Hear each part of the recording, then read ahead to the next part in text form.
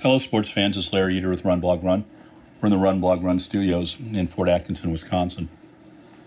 Today's topic is the 5 lessons from the Nike Pre-Classic.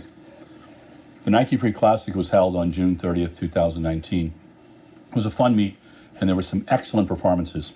Rai Benjamin blew my mind. His 47.16 400-meter hurdles shows that the hurdles in Doha should be a true high point. The Nike Pre-Classic has the deepest fields of any Diamond League event, year in and year out. For Nike, it's the yearly affirmation of the support that Nike gives to global athletics and a living, breathing legacy to the late Steve Prefontiane, American record holder from 2,000 meters to 10,000 meters, fourth in the 1972 Olympic 5,000, and guiding spirit in the brand's early years. Here's our 5 lessons for lovely 2019 Nike Pre-Classic. It's not about the race, stupid. It's about the drama. One of the finest races of the day was the women's 3,000-meter steeplechase. Beatrice Chepkoech, the world record holder, ran the fastest time ever in North America, 8:55. But the reason the race attracted attention was due to world champion Emma Coburn falling at 1,900 meters, getting up, and battling back to second place. One of the most dramatic events of the year. Most American fans know squat about the steeple. Put an American into the race, and they stumble, fight back, and hell, that's a Kodak moment. Sorry, that's a reference to a platform that used to make photographs prior to iPhones. The second one would be to consider the 2-mile as well for drama. The men's 2-mile, a rather esoteric event, had the closest finish of the day. Joshua Cheptegei had just taken Salomon Brega when Paul Chelimo mounted a charge and nearly came home with the win. Fast time on a strange distance for the world, but scintillating finish. Funny thing was, as Paul was warming up, I asked him how he was doing and said he was ready to roll. American sprinters continue to impress. Christian Coleman did it. 9:81 for the 100 meters on the notoriously slow sprintered Stanford track. Justin Gatlin at 37, a 9:87. Had these two with Michael Rogers, Mike Norman, Noah Lyles, among others, and you see the absolute health of American male sprinting. On the women's side, Aaliyah Hobbs, Sha'Carri Richardson, Tori Bowie, Jenna Prandini, among others, show that the USA sprinting machine is strong. Point 3, best event of the day, women's 3,000 meters, no questions. Sifan Hassan, amazing.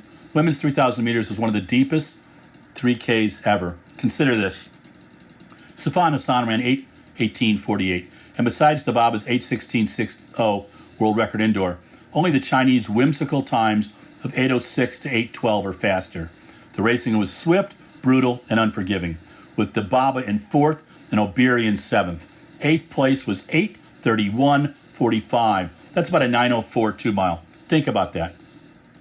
The last lap showed that Sifan Hassan has been doing her homework. Both Hassan and Klosterhoffen are trained by Nike Oregon Distance Project, and it shows. They are racing the entire distance. Point 4, Bowerman Mile still brings him in. 14 men under 4 minutes plus a world leader of 3:50.49 still gets fans in North America. Timothy Chariot on Yanle Suleiman, Matthew Centrowitz, Jacob and Philip Ingebrigtsen, and Samuel Tafara led the world record indoors in the 1,500, which I got to witness. Craig Engels ran a 3:51:60 in 5th. Big miles still do it in the U.S. I would have loved the international mile as well, but they had a schedule to keep. 5, Stanford should have a permanent Diamond League meet. Attention, IAAF. Attention, USA Track and Field. 8,128 paying fans at Stanford is huge. Most importantly, they can fix the things that need to be corrected. A sound system that cannot be heard in non-permanent seats. A Wi-Fi system that the media can rely on.